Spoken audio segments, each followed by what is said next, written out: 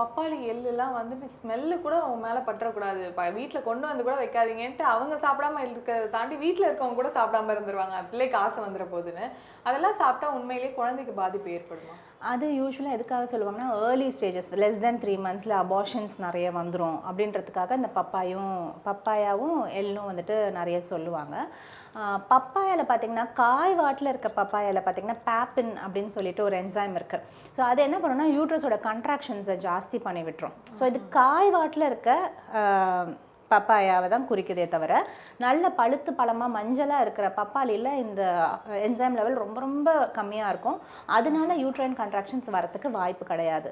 So it may not be exactly correct. Papaya சாப்பிட்டா abortion நடக்கும் அப்படின்றது வந்துட்டு cannot be a true statement.